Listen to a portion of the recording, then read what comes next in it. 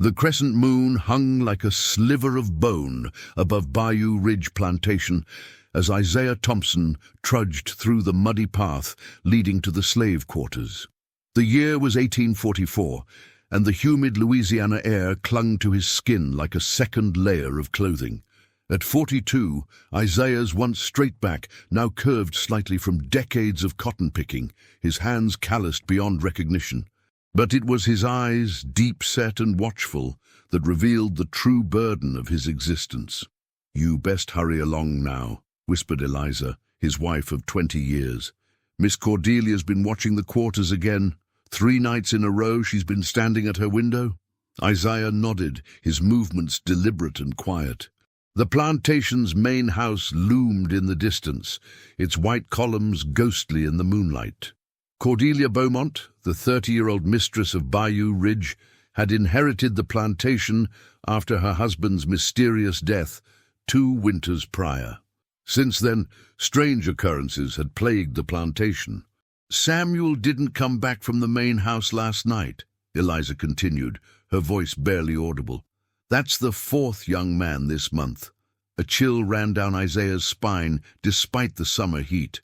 4 men, all strong, healthy field hands, had been called to the main house for evening work and never returned to the quarters.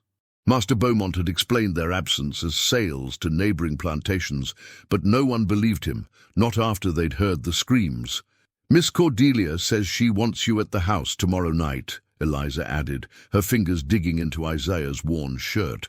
"Says she needs help moving furniture in the east wing." The east wing. Isaiah's heart raced. The east wing of the plantation house had been sealed off for years.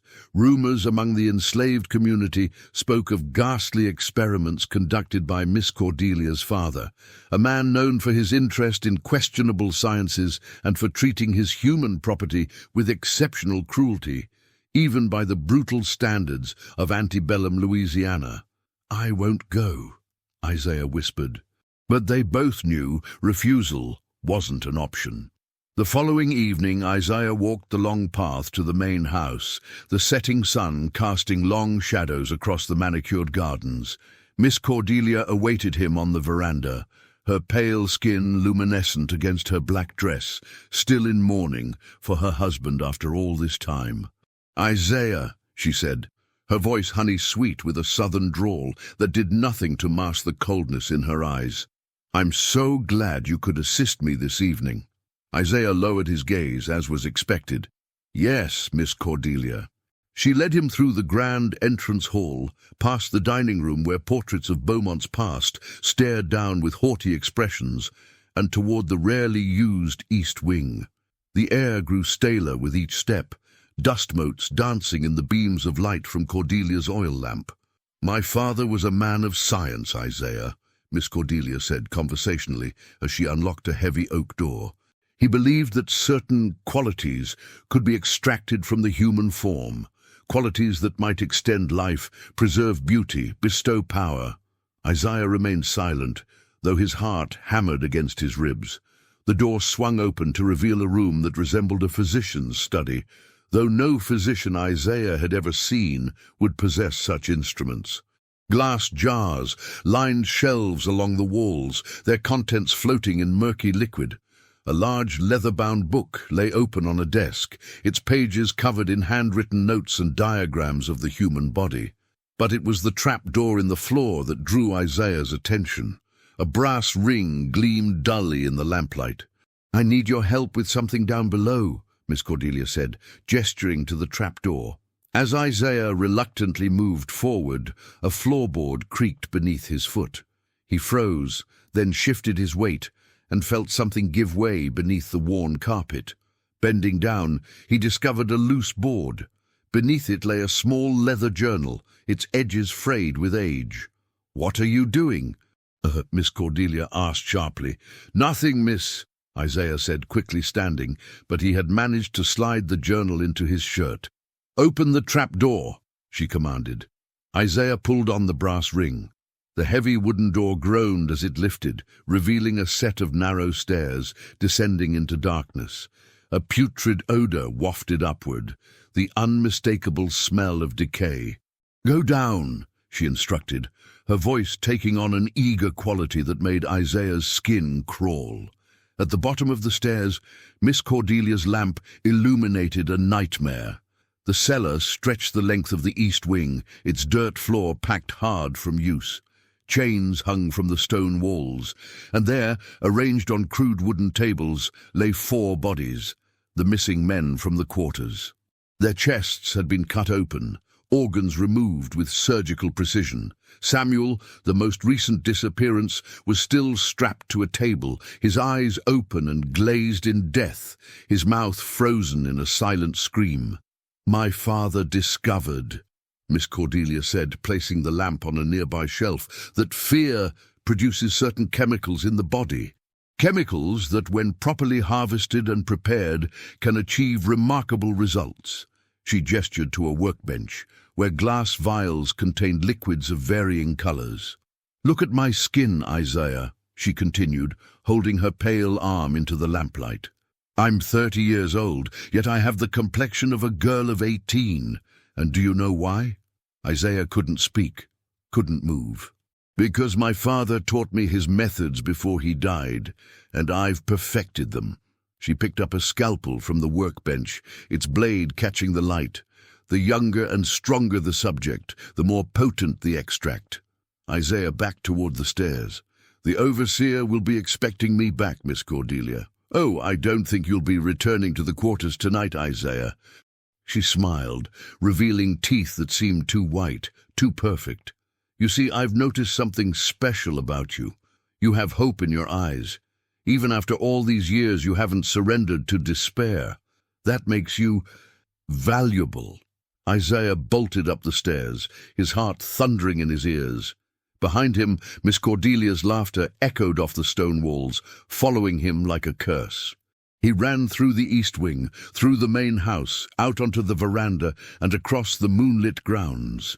He didn't stop until he reached the slave quarters, his lungs burning. "What happened?" Eliza whispered as he collapsed onto their pallet. With trembling hands, Isaiah pulled the stolen journal from his shirt. "We need to read this," he said. "It might tell us what she's doing, and how to stop her." Eliza's eyes widened. Few enslaved people at Bayou Ridge could read, but Isaiah and Eliza were among them, taught secretly by a northern tutor who had worked briefly at the plantation years ago. They huddled near their small window, using the moonlight to illuminate the journal's pages.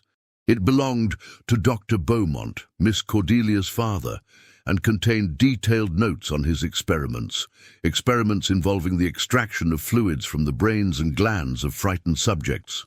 "He believed fear produced some kind of elixir," Isaiah murmured as he turned the yellowed pages, "something that could prevent aging." Eliza pointed to a passage near the end of the journal. "Look at this. He writes about a ritual, something about binding the spirits of the dead to serve the living." A plan began to form in Isaiah's mind, a dangerous, desperate plan. If Miss Cordelia was using these horrific methods to maintain her youth and beauty, perhaps there was a way to use the doctor's own knowledge against her. "There's more," he said, turning to the final pages of the journal. "A warning. Dr. Beaumont writes that the spirits of those sacrificed in the ritual must be appeased, or they will turn on the practitioner." Isaiah looked up, meeting Eliza's gaze. "Miss Cordelia has killed our people for her vanity, but she's forgotten something important about our traditions. Death isn't the end. And the dead can speak through the living." Eliza nodded slowly, understanding dawning in her eyes. "The conjure woman in the bayou, old Mama Jericho, she might know how to call on those spirits." "Tomorrow night," Isaiah said, carefully hiding the journal beneath their pallet. "We'll go to her tomorrow night." As they settled into an uneasy sleep, neither noticed the pale face watching from outside their window, Miss Cordelia, her features twisted in rage, her eyes reflecting the moonlight like a predator's. In the slave quarters, a whisper began to spread, a whisper of resistance, of ancient knowledge, of spirits longing for justice. And beneath the porch of the grand house, in the loose soil where Miss Cordelia had buried her secrets, something stirred, waiting, listening, preparing to rise. Dawn broke reluctantly over Bayou Ridge Plantation, the morning fog clinging to the ground like restless spirits. Isaiah awoke with a jolt, the horrors of the previous night still vivid in his mind. Beside him, Eliza slept fitfully, her brow furrowed even in slumber. The bell for morning roll call rang harshly across the grounds. Isaiah gently roused his wife, pressing a finger to his lips as she opened her eyes. They couldn't speak of their plans here, not with the possibility of being overheard. At roll call, Overseer Jenkins scanned the assembled slaves with cold eyes that missed nothing.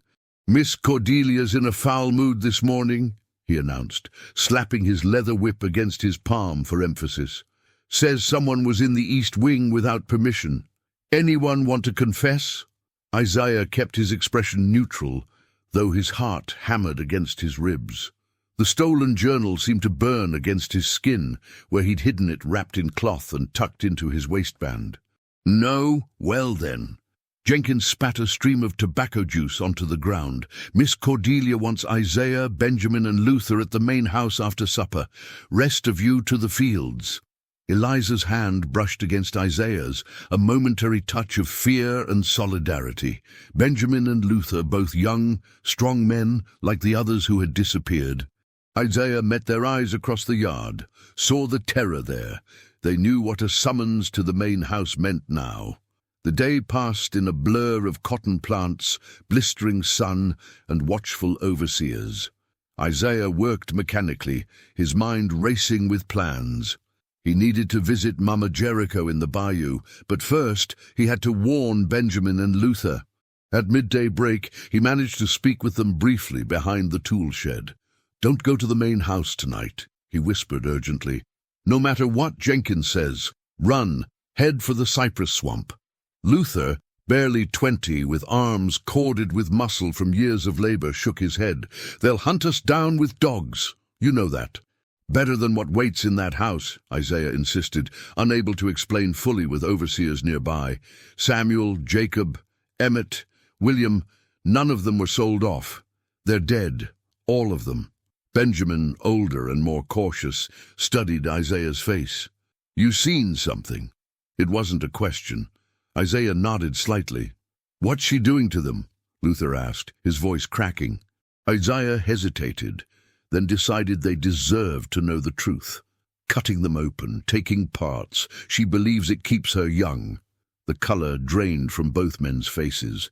Around them, other field hands began returning to work, casting curious glances their way. "I have a plan," Isaiah said quickly. "Tonight, be ready." As they separated, a chilling sensation crawled up Isaiah's spine. He turned to find Miss Cordelia watching from the edge of the field, a parasol tilted against the sun, her white dress immaculate against the dusty landscape. Their eyes met briefly, and her lips curled into a knowing smile. She knew. Somehow, she knew he had seen too much, taken too much. That afternoon, a summer storm rolled in from the Gulf, bringing welcome relief from the heat, but turning the fields into treacherous mud pits. The enslaved workers continued through the downpour, their clothes plastered to their bodies, until Jenkins finally called a halt as lightning split the sky. The storm provided the perfect opportunity. As the workers scattered for shelter, Isaiah slipped away toward the bayou, moving through the underbrush with a lifetime's knowledge of the land. The rain washed away his tracks, and the thunder masked any sound of his passage. Mama Jericho's cabin sat on a small rise of land deep in the cypress swamp, accessible only by those who knew the secret paths through the treacherous water. Isaiah had visited her only once before, years ago, when Eliza had fallen ill with a fever that the plantation doctor had declared hopeless. Mama Jericho's remedies had saved her then. He prayed the old conjure woman could help again. The cabin appeared deserted at first, a ramshackle structure of weathered cypress wood with Spanish moss draping from its eaves. But as Isaiah approached, the door swung open of its own accord. "Been expecting you, Isaiah Thompson," came a voice from within, raspy with age but strong with certainty. "The spirit's been restless. They told me you was coming." Mama Jericho sat in a rocking chair beside a small fire, her dark skin creased with deep lines, her white hair wrapped in a faded red cloth. She motioned for him to enter with gnarled fingers adorned with silver rings. "How did you know?" Isaiah began. "I know many things," she interrupted. "I know about the devil woman on the ridge. I know about her father's wicked science. And I know what you took from her house last night." Isaiah pulled out Dr. Beaumont's journal with trembling hands. "Can you read this? Can you tell me how to stop her?" Mama Jericho's eyes, cloudy with cataracts, seemed to pierce straight through him. "Can't read the white man's words, but don't need to. The spirits already told me what's in there." She leaned forward. "That woman's been perverted the old ways, mixing blood magic with her father's science. She's stealing life to feed her own." "She's going to take more of our people tonight," Isaiah said urgently. "2 young men, and she'll come for me soon enough." "Yes," Mama Jericho nodded slowly. "She's marked you, sees something in you she wants." The old woman rose shakily, moving to a shelf lined with bottles, bundles of herbs, and small cloth pouches. "The Beaumont woman thinks she commands death, but she only borrows its power. True power over death comes from respect, not dominance." She selected several items, working with practiced movements despite her apparent blindness. "Those souls she's taken, they ain't gone. They're trapped, bound to her by blood and pain. We need to set them free, and when we do, they'll take care of Miss Cordelia themselves." "How?" Isaiah asked, hope and dread mingling in his chest. Mama Jericho pressed a small leather pouch into his hand. "Dust from the crossroads, mixed with graveyard dirt and bone from a black cat. Sprinkle this where she keeps her victims. Speak their names aloud. Then play this." She handed him a crude wooden flute, its surface worn smooth with age. "The dead know this song. It'll call them home." Isaiah took the items, doubt flickering across his face. "Will this really work against her science?" Mama Jericho's laugh was like dry leaves rustling. "Science, magic, just different words for the same mysteries. Your Miss Cordelia thinks she understands the secrets of life and death because she can cut open a body. But the body ain't where life truly resides." She tapped her chest. "It's here and here." She touched her forehead. "Those parts can't be cut out or bottled up." As Isaiah prepared to leave, the old woman grabbed his wrist with surprising strength. "Listen carefully now. This magic comes with a price. The spirits demand balance. Someone living must guide the dead back to their rest after they've had their justice. Someone with strong ties to both worlds." "Me?" Isaiah asked, a chill settling in his bones. "That's for the spirits to decide," she said cryptically. "Now go. You got work to do before nightfall." The storm had subsided to a gentle rain as Isaiah made his way back to the plantation, the pouch and flute hidden securely inside his shirt alongside the journal. His mind raced with plans, with fear, with determination. Back at the slave quarters, he found Eliza waiting anxiously. "The overseer was looking for you," she whispered. "Said Miss Cordelia wants to see you right away." "Benjamin and Luther?" "They're hiding in the old tobacco shed," Eliza said, "but they can't stay there long. Jenkins has the dogs out." Isaiah quickly explained his meeting with Mama Jericho and showed Eliza the items he'd been given. "I need to get back into that cellar tonight. I need to speak the names of the dead and play this flute." Eliza's eyes widened. "You can't go back there. She'll kill you like the others." "If I don't, she'll keep killing," Isaiah said grimly, "and she'll find me eventually anyway." A commotion outside interrupted their conversation. Shouts, barking dogs, the crack of a whip. They peered through the window to see Jenkins dragging Luther across the yard toward the main house, the young man's face bloody and defiant. "Got one of the runners, Miss Cordelia," Jenkins called out as the mistress of Bayou Ridge appeared on the veranda, still in her pristine white dress, despite the mud surrounding the house. "Other one's still hiding, but the dogs'll find him soon enough." Miss Cordelia descended the steps, approaching Luther with a considering gaze. "Why would you try to run, boy? Have I not been a kind mistress?" Luther spat blood onto the ground. "We know what you've been doing. Isaiah told us." Isaiah's blood turned to ice as Miss Cordelia's head snapped up, her gaze scanning the slave quarters until it landed precisely on the window where he stood. Even at that distance he could see the cold fury in her eyes. "Bring Isaiah Thompson to me," she commanded Jenkins. "Now." "We have to go," Eliza whispered frantically. "Now, while they're distracted with Luther." Isaiah hesitated. "I can't leave him. You can't help him if you're dead," Eliza insisted. "We need to get to the cellar, like you said. Set those spirits free. It's the only way to save anyone." With heavy hearts, they slipped out the back of their cabin as Jenkins and two other overseers approached from the front. Keeping low, they made their way toward the main house, using the gathering dusk and the slaves' quarters as cover. The plantation was in chaos, overseers shouting orders, dogs baying as they searched for Benjamin, field hands being questioned about Isaiah's whereabouts. In the confusion, Isaiah and Eliza managed to reach the main house undetected. "The side entrance," Isaiah whispered. "Through the kitchen." They crept along the edge of the house, pausing as a house slave emerged to empty a bucket of water. When the coast was clear, they slipped inside, finding themselves in the warm, dimly lit kitchen. The cook, an elderly woman named Martha, looked up from her work with a gasp. "Lord have mercy," she breathed. "What are you two doing in here? Miss Cordelia's in a state fit to kill."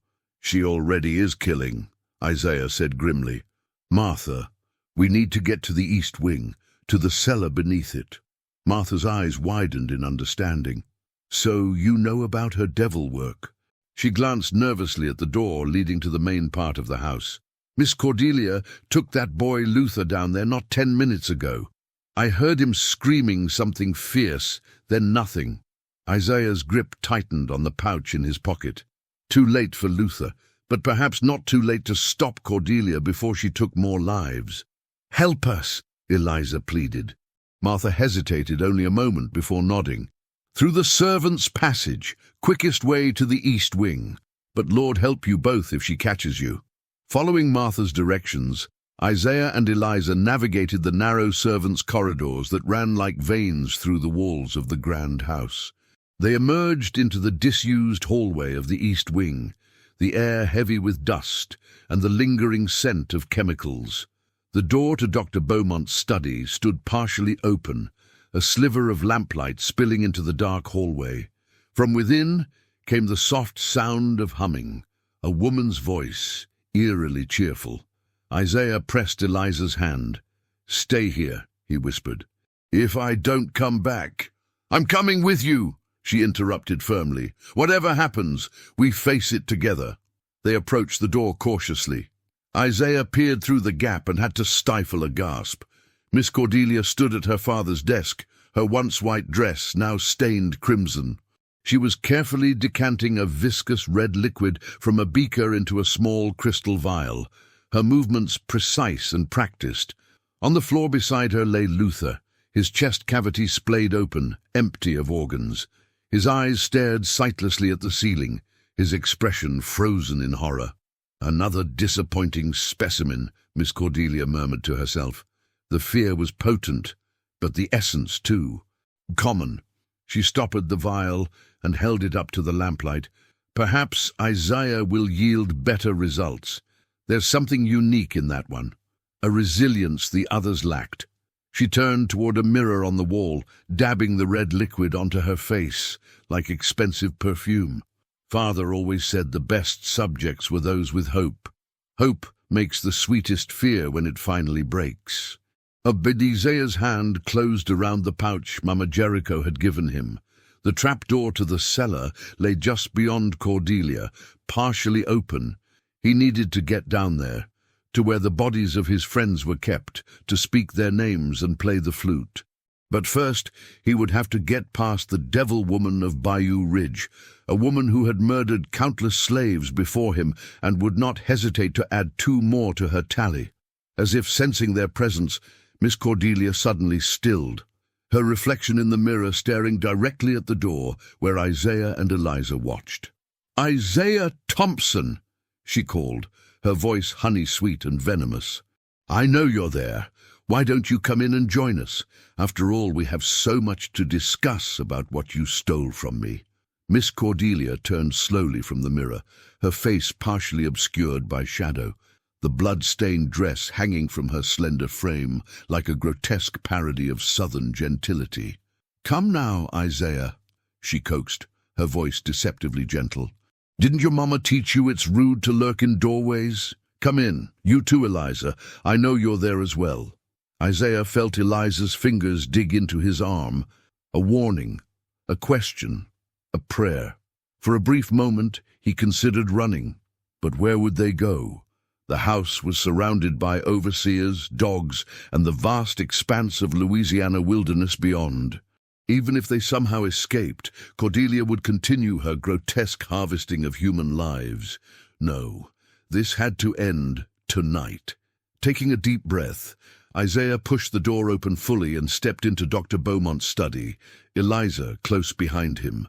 The smell hit them immediately, copper and chemicals, decay and perfume. "There you are," Miss Cordelia smiled, displaying perfect white teeth.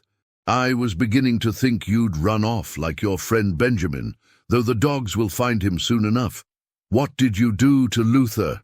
Isaiah demanded, though the answer lay brutally evident on the floor between them.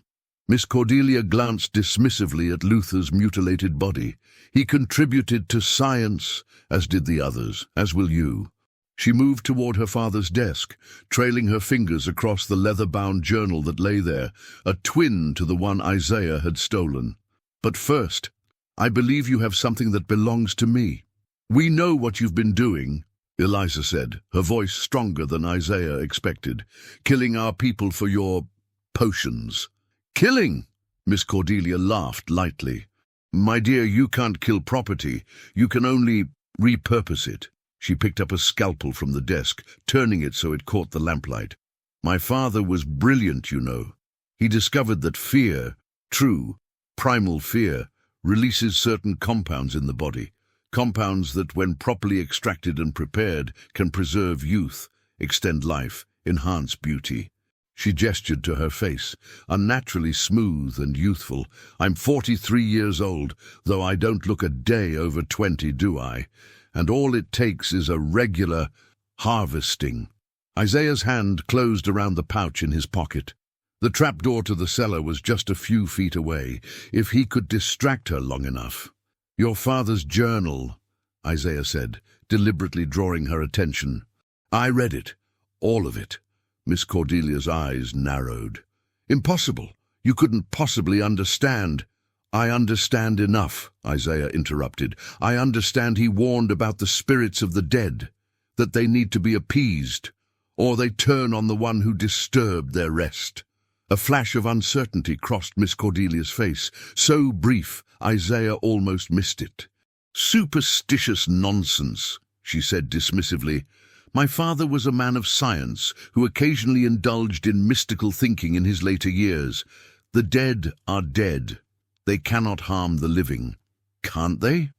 Isaiah took a step forward, positioning himself between Miss Cordelia and Eliza. "Have you not heard the voices at night, felt the cold spots in the house, seen shadows move where no one stands?" Miss Cordelia's knuckles whitened around the scalpel. "Stop this foolishness at once." "The overseer who found Samuel for you," Isaiah pressed. "Jenkins said he died in his sleep 3 nights later. Heart stopped without warning. And the one before that, Wilson, fell from his horse and broke his neck the very next day." "Duh, coincidences," Miss Cordelia snapped, but her voice lacked conviction. "And what about your husband?" Isaiah asked quietly. "Did he discover what you were doing? Is that why he had to die too?" Miss Cordelia's composure cracked. With a shriek of rage, she lunged at Isaiah, the scalpel slashing toward his throat. Isaiah ducked, catching her wrist and struggling to keep the blade away from his skin. "Eliza, the cellar!" he shouted as he grappled with Miss Cordelia, whose strength seemed unnatural for her slight frame. Eliza darted around them, heading for the trapdoor, but before she could reach it, the door to the study burst open. Jenkins stood there, pistol in hand, his weathered face contorted in anger. "Get away from the mistress!" he roared, aiming the weapon at Isaiah. In that split second of distraction, Miss Cordelia wrenched her arm free and slashed the scalpel across Isaiah's cheek. He reeled back, warm blood streaming down his face. "Hold them both," Miss Cordelia commanded Jenkins, straightening her blood-stained dress with an attempt at dignity. "I want them alive and intact. For now." Jenkins seized Eliza roughly by the arm, pressing the pistol to her temple. "Don't try nothing," he warned Isaiah, "or your wife dies first." Miss Cordelia dabbed at a spot of Isaiah's blood on her hand with a handkerchief, her scientific curiosity momentarily overriding her rage. "Fascinating," she murmured. "Even now, facing death, there's no despair in your blood, only determination. You truly are a unique specimen, Isaiah Thompson." She moved to the trapdoor and pulled it open. "Bring them down. It's time to conclude this evening's work." Jenkins forced Isaiah and Eliza down the narrow stairs into the cellar. The stench was overwhelming, the combined odor of chemicals, decay, and suffering. Glass jars lined the stone walls, their contents floating in murky liquid. Some appeared to contain organs, others held what looked distressingly like preserved faces. In the center of the cellar, 4 wooden tables stood in a row. On 3 of them lay the bodies of Samuel, Jacob, and Emmett, their chests opened and organs removed. The 4th table, ominously, was empty. "Secure them," Miss Cordelia instructed, lighting additional lamps around the cellar. Jenkins shoved Isaiah against the wall, fastening iron manacles around his wrists. He did the same to Eliza, positioning her a few feet away. "You've been a loyal servant, Jenkins," Miss Cordelia said, opening a cabinet filled with surgical instruments. "I think it's time you were properly rewarded." Jenkins smiled, clearly expecting money or perhaps a bottle of whiskey. His smile faltered when Miss Cordelia turned, holding not cash or liquor, but a syringe filled with clear liquid. "Miss?" he questioned nervously. "Fear is most potent when it comes from those who believe themselves safe," she explained conversationally. "And you, my dear Jenkins, have just served your final purpose on Bayou Ridge." Before the overseer could react, Miss Cordelia plunged the needle into his neck, depressing the plunger. Jenkins staggered, his eyes widening in shock and betrayal. He reached for his pistol, but his fingers had already begun to spasm uncontrollably. What did you—" he gasped, collapsing to his knees. "A paralytic," Miss Cordelia explained, watching with clinical interest as Jenkins toppled onto his side, his body twitching. "Derived from a Caribbean plant my father discovered. It immobilizes the body but leaves the mind fully aware. You'll feel everything, Jenkins, every single cut." Isaiah strained against his chains as Miss Cordelia dragged the now helpless overseer to the empty table, strapping him down with practiced efficiency. Jenkins' eyes darted frantically, the only part of him still capable of movement. "Now," Miss Cordelia said, turning back to Isaiah and Eliza with a smile that didn't reach her eyes. "Let's discuss that journal you stole." "Let Eliza go," Isaiah pleaded. "She had nothing to do with taking it." "Oh, but she knows about it now, doesn't she?" Miss Cordelia selected a long, curved blade from her collection. "Knowledge is a dangerous thing in the wrong hands. Besides, I've never harvested from a woman before. My father's notes suggest there might be interesting differences in the chemical composition." As Miss Cordelia approached Eliza with the knife, Isaiah felt the pouch in his pocket pressing against his thigh. If he could just reach it. "Wait," he called desperately. "I'll tell you where the journal is. I'll tell you everything. Just let me see it one more time. Let me hold it." Miss Cordelia paused, suspicion etched across her face. "What game are you playing, Isaiah?" "No game. Just a dying man's request." He met her gaze steadily.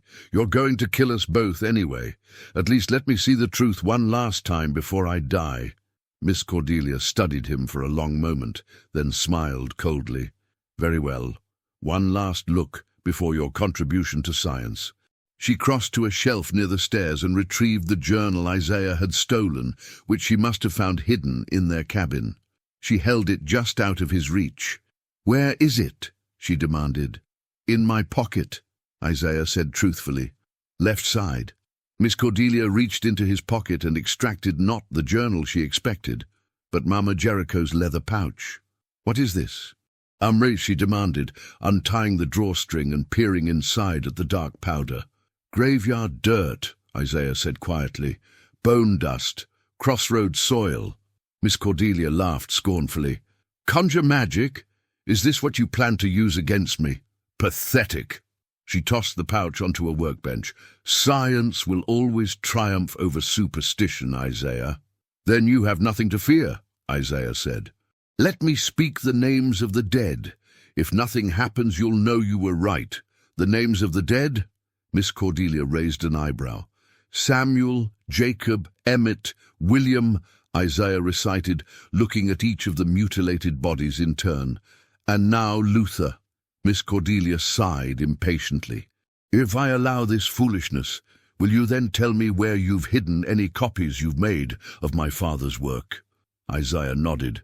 "Very well. Amuse me with your primitive rituals," she said, retrieving the pouch and handing it to him, though his hands remained chained. "But no tricks, or your wife suffers first." Isaiah carefully opened the pouch with his restrained fingers. "The dust must be scattered where the dead rest," he said, nodding toward the bodies on the tables. Miss Cordelia considered for a moment, then took the pouch from him. "I'll do it myself," she decided. "I wouldn't want you attempting something foolish." She moved to the center of the room, standing among the corpses of her victims. With a theatrical flourish, she sprinkled the dust across each body. "Samuel, Jacob, Emmett, William, Luther," she intoned mockingly. "Rise from your eternal slumber and take your revenge." She looked back at Isaiah with a smirk. "Nothing happens, you see, because death is final. There is no—" The flame in the nearest lamp flickered violently, then extinguished. One by one, each lamp in the cellar went out until only a single flame remained, casting long, distorted shadows across the stone walls. Miss Cordelia's smirk faltered. "A draught," she said, but her voice had lost its certainty. "The flute," Isaiah said quietly. "In my right pocket. It must be played to call them home." Visibly unsettled now, Miss Cordelia retrieved the crude wooden flute from Isaiah's pocket. "Play it yourself," she said, unlocking one of his manacles. Isaiah took the flute with his freed hand. As he raised it to his lips, Eliza caught his eye. A silent message passed between them. Whatever happened next, they would face it together. The melody that emerged from the flute was unlike anything Miss Cordelia had ever heard. Not a tune, so much as a lamentation. Notes that seemed to vibrate in the bones rather than the ear. The sound filled the cellar, echoing off the stone walls, penetrating the very earth beneath their feet. "Stop this at once," Miss Cordelia demanded, but her voice was drowned out by the keening of the flute. The temperature in the cellar plummeted. Frost formed on the glass jars, spreading in crystalline patterns across their surfaces. Jenkins, still paralyzed on the table, managed a muffled sound of terror as his breath became visible in the suddenly frigid air. And then the bodies on the tables began to move, not with the jerking motions of reanimated corpses, but with a subtle shifting, as if something was emerging from within them.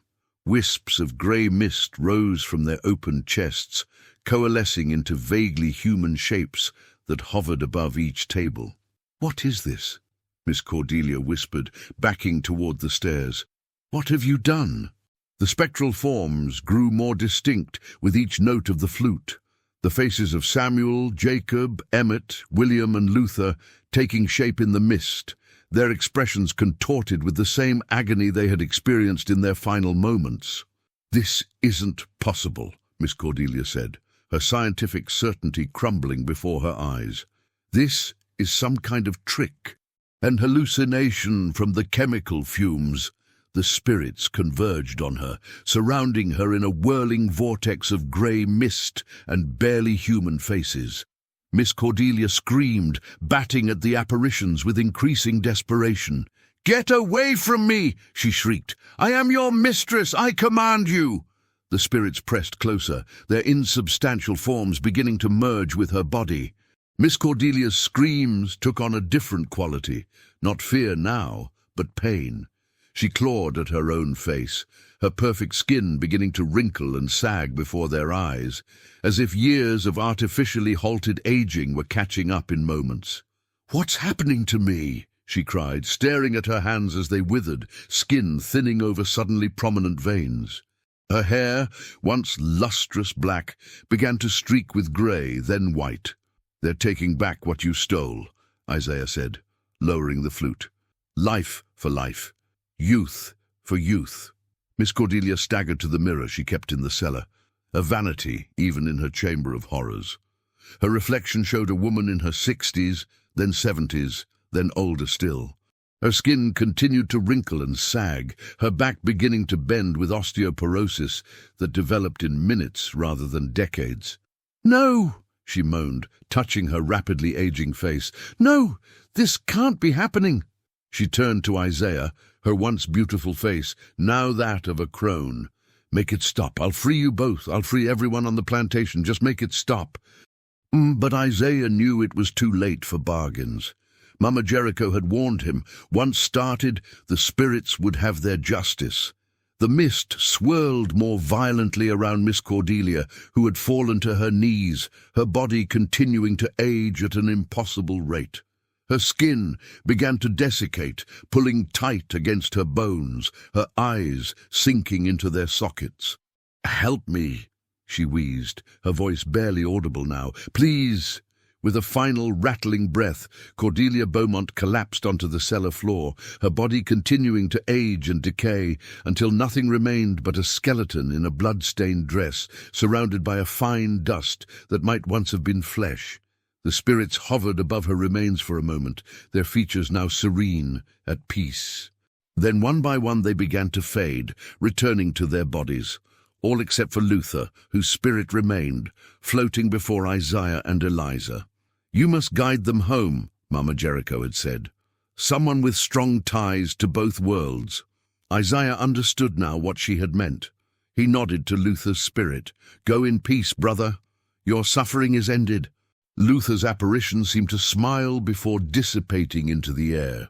The temperature in the cellar gradually returned to normal, the single remaining lamp burning steadily once more. Silence fell, broken only by Jenkins's frightened whimpering from the table where he remained strapped down, the paralytic still flowing through his veins. "We need to get out of here," Eliza said urgently. She reached for the keys Miss Cordelia had dropped, unlocking her own manacles, and then freeing Isaiah completely. "What about him?" Isaiah nodded toward Jenkins. Eliza's gaze hardened. "He was part of this. He brought our people to her." Isaiah hesitated, then nodded. Some sins were beyond forgiveness. They left Jenkins where he lay, his eyes following them in mute horror as they ascended the stairs. In Dr. Beaumont's study, Isaiah gathered both copies of the journal, along with any papers that detailed the horrific experiments. These would have to be destroyed, the knowledge they contained too dangerous to preserve. "What now?" Eliza asked, as they emerged from the east wing into the main house. "The other overseers will come looking when Jenkins doesn't return." Isaiah considered their options. They could run, try to reach the Underground Railroad, but how many would die at Bayou Ridge in their absence? No, there was one more task to complete. "We need to find Benjamin," he said. "And then we need to tell everyone what happened here tonight. Not the whole truth, they wouldn't believe it, but enough that they'll understand Cordelia Beaumont will never harm another soul." As they slipped out of the main house into the night, the plantation seemed unnaturally quiet. The overseers' cabins were dark, the dogs silent in their kennels. It was as if Bayou Ridge itself was holding its breath, waiting to see what would emerge from this night of reckoning. In the slave quarters, faces peered cautiously from windows and doorways as Isaiah and Eliza approached. Word had already begun to spread that something had happened at the main house, something that had changed everything. Isaiah stood in the center of the yard, Eliza beside him. as men, women, and children emerged from their cabins. He looked at their faces, etched with years of suffering, yet alight now with questions, with hope. "Miss Cordelia is gone," he announced simply. "She will not return, and tomorrow, when the sun rises, we begin a new chapter at Bayou Ridge." A murmur ran through the assembled people, disbelief, confusion, the first tentative stirrings of joy. "What happens now?" someone called out. Isaiah looked to the horizon, where the faintest lightening of the sky hinted at the coming dawn. "Now," he said, "we claim the freedom that has always been rightfully ours." As if in answer, a warm breeze swept through the quarters, carrying with it the scent of the bayou, earth and water and life. And somewhere in that breeze, Isaiah could have sworn he heard the faintest echo of a wooden flute, playing not a dirge this time, but a melody of liberation. 3 days passed at Bayou Ridge Plantation, days unlike any the enslaved community had ever experienced. Miss Cordelia's disappearance remained unexplained to the outside world. The overseers, deprived of leadership and unsettled by Jenkins's similar vanishing, maintained only the most cursory supervision of the plantation's daily operations. In this vacuum of authority, Isaiah and Eliza moved carefully, deliberately. They knew better than most that freedom, true freedom, would require more than the absence of their tormentors. It would demand planning, unity, and courage. On the morning of the 4th day, Isaiah called a meeting in the old tobacco barn, far enough from the main house to avoid unwanted attention. Nearly every enslaved person from Bayou Ridge attended, along with a few trusted individuals from neighboring plantations who had slipped away under cover of darkness. "We can't stay here," Isaiah began, his voice low but carrying in the hushed barn. "Sooner or later, questions will be asked. Miss Cordelia's relatives from Charleston will come looking for her, or the sheriff will investigate the silence from Bayou Ridge." "Where would we go?" asked Martha, the elderly cook who had helped them that fateful night. "North is hundreds of miles away, and the slave catchers—" "Not north," Isaiah interrupted. "Not yet. West, to the maroon communities in the swamps." A ripple of whispers spread through the gathering. The Maroons, escaped slaves who had formed hidden settlements deep in the bayou country, were more legend than reality to many present. But Isaiah had met them, had traded with them during the rare occasions when Beaumont had sent him to New Orleans with goods to sell. "I've spoken with Benjamin," Isaiah continued, nodding to the young man who had successfully evaded capture on the night of Cordelia's demise. "He's been hiding with a family of free blacks in Baton Rouge. They've confirmed the Maroons will take us in, but we must move soon. The longer we wait, the greater the risk." Eliza stepped forward, unfolding a crude map drawn on a piece of sacking. "We'll travel in small groups, no more than 5 or 6, less noticeable that way. The first group leaves tomorrow night." "What about the overseers?" someone called out. "They may be shaken, but they still have guns, dogs." Isaiah's expression darkened. "The overseers have been dealt with." He didn't elaborate, and no one asked him to. The night after Cordelia's demise, strange sounds had emanated from the overseers' quarters. By morning, 2 had fled the plantation entirely. The remaining 3 kept their distance from the slave quarters, their faces haunted, their former brutality replaced by a nervous deference. "And what of the main house?" Martha asked. "All those books and papers in the East Wing? Miss Cordelia's evil work." "It burns," Isaiah said simply. "Tonight, nothing of what happened there should survive." The meeting continued for another hour, with Isaiah and Eliza outlining escape routes, rendezvous points, and contingency plans. When they finished, the gathering dispersed quietly, each person returning to their daily tasks as if nothing unusual had occurred. But there was a new energy in their movements, a purposefulness that had been absent before. That evening, as dusk settled over Bayou Ridge, Isaiah made his way to the main house alone. He had one final task to complete before the night's work could begin. The grand house stood silent and imposing against the darkening sky, its white columns ghostly in the fading light. Isaiah entered through the kitchen door, finding the house deserted. Even the house slaves had quietly withdrawn to the quarters, aware of what was to come. He moved through the familiar corridors until he reached the east wing. The door to Dr. Beaumont's study stood ajar, just as they had left it 3 nights before. Inside, nothing had been disturbed. The leather-bound books still lined the shelves, the instruments of torture and experimentation still arranged on the workbench. Isaiah methodically gathered the journals, notebooks, and papers, piling them in the center of the room. To these he added the surgical instruments, the vials of chemicals, everything that spoke of the horrors that had occurred within these walls. From his pocket he withdrew a small tinderbox, but before striking the flint, he paused, overcome by a sense that he was not alone. The air in the study had grown cold, despite the summer heat outside. A familiar sensation, like the one he had experienced in the cellar during the confrontation with Miss Cordelia.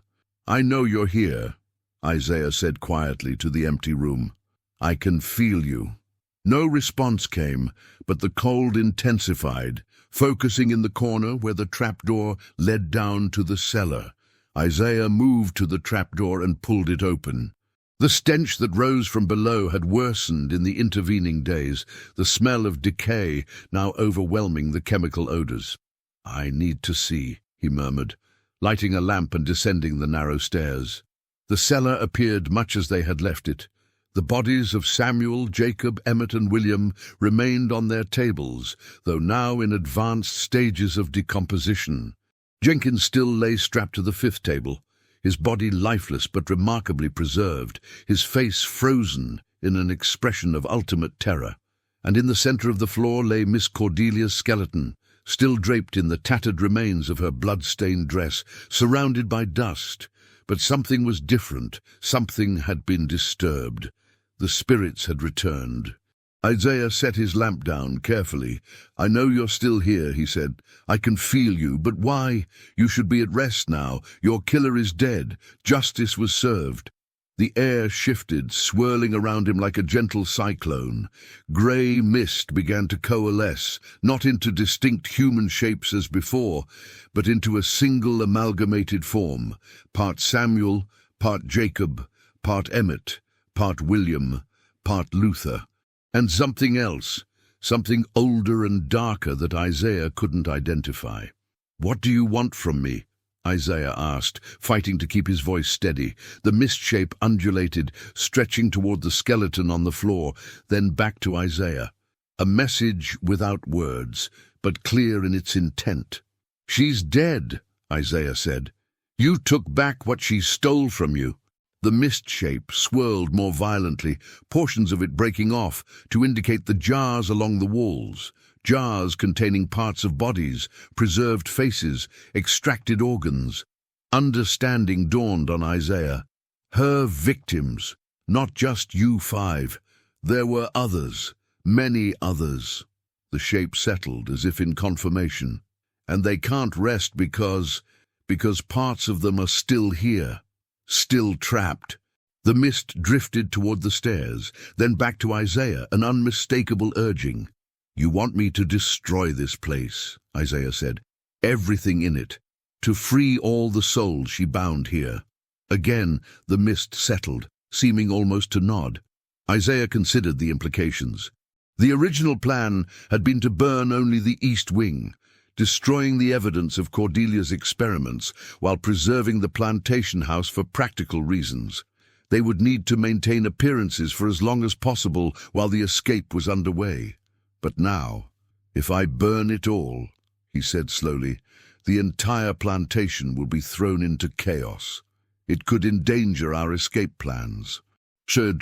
The mist swirled angrily, portions of it breaking off to brush against Isaiah's skin, not painfully but with unmistakable insistence. "I understand," Isaiah said. "Some prices must be paid for true freedom, for true peace." He climbed the stairs back to the study, the mist following close behind.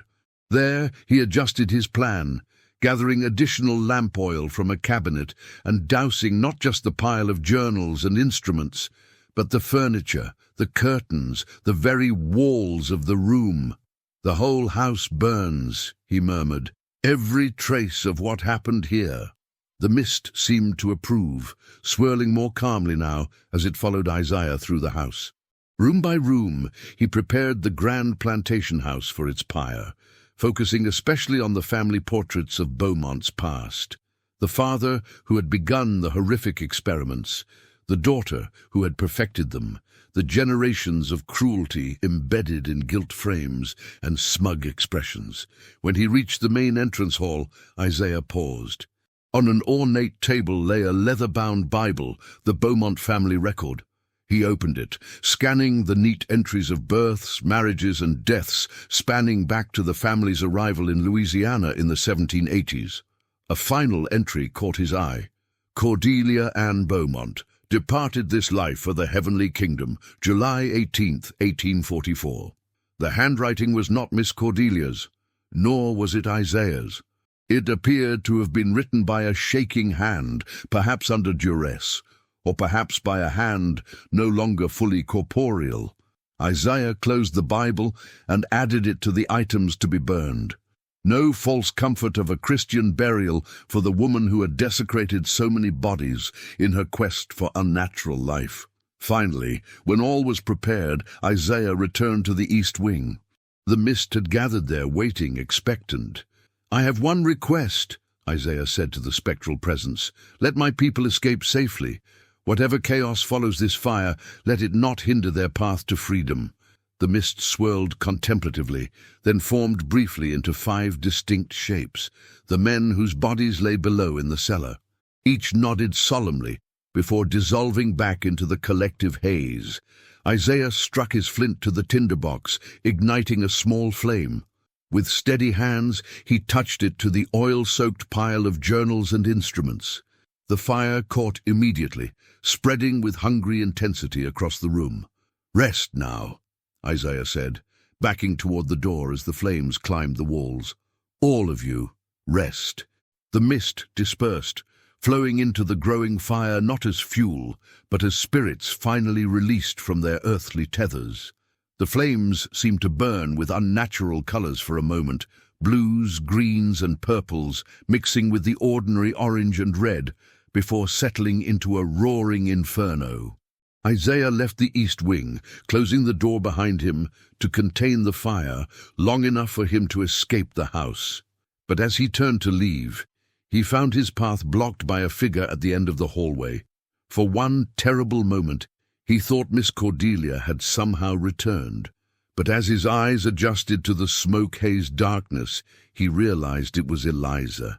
"I knew you'd try to do this alone," she said, moving toward him. "But we promised, Isaiah. Whatever happens, we face it together."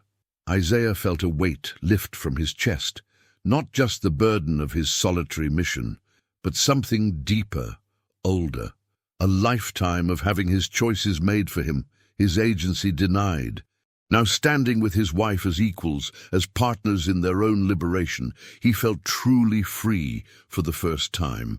"The fire's spreading faster than I expected," he warned, taking her hand. "We need to leave now." They made their way through the increasingly smoke-filled house, the fire from the east wing already beginning to consume the main portion of the grand structure. Outside they could hear shouts of alarm as people noticed the growing blaze. "To the quarters," Eliza urged.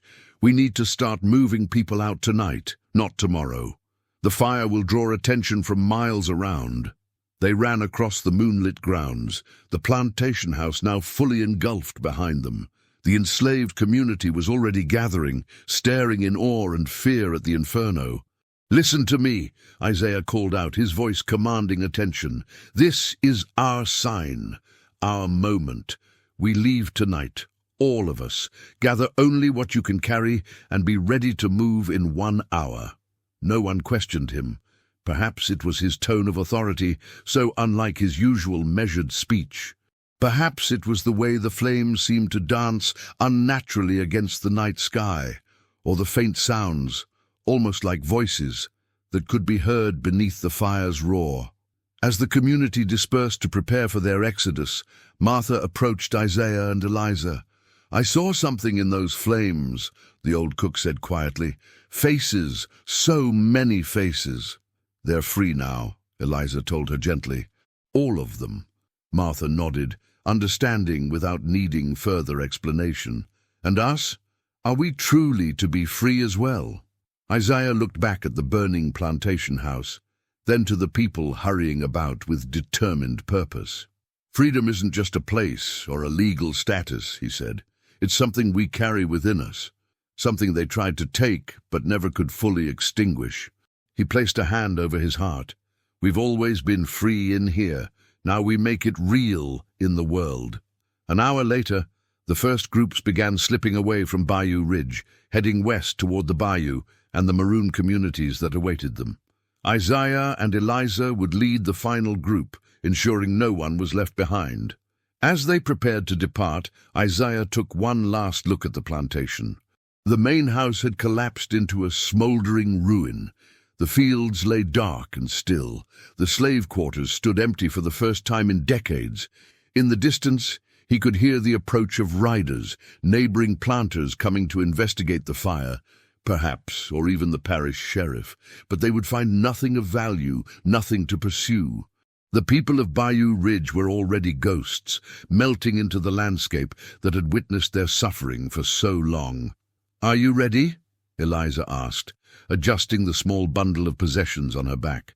Isaiah nodded, taking her hand. "I've been ready my whole life." They moved into the darkness, following the others toward an uncertain future. But whatever hardships awaited, they would face them as free people, their spirits unbowed, their humanity intact. Behind them, as the last embers of Bayou Ridge plantation died away, a gentle breeze swept across the grounds. It carried the scent of smoke and soil, of water and wildflowers, and beneath it all, almost imperceptible, the faint, sweet notes of a wooden flute, playing a melody of peace, of justice, of spirits finally at rest. In the years that followed, the ruins of Bayou Ridge became a subject of local legend. Some claimed to hear voices there on moonless nights, not cries of anguish, but songs of triumph. Others reported seeing lights moving through the overgrown grounds, like lanterns carried by invisible hands. The truth of what happened that summer night in 1844 faded into whispered stories, passed down through generations. Stories of a cruel mistress who sought eternal youth through unspeakable means, of a brave man and woman who confronted her evil, of spirits rising to reclaim what was rightfully theirs. But in a small settlement deep in the Louisiana Bayou, founded by those who had escaped Bayou Ridge, the full story was preserved. There, Isaiah and Eliza Thompson raised children and grandchildren in freedom, teaching them that the most powerful magic of all was not in potions or rituals, but in the unyielding human spirit that refuses to be broken, no matter how dark the night, no matter how heavy the chains. And sometimes, on quiet evenings when the cypress trees whispered in the wind, Isaiah would take out a simple wooden flute and play a melody. Not the song that called the dead, but a new tune of his own creation. A melody of remembrance, of resilience, and of a freedom that once claimed could never be taken away again.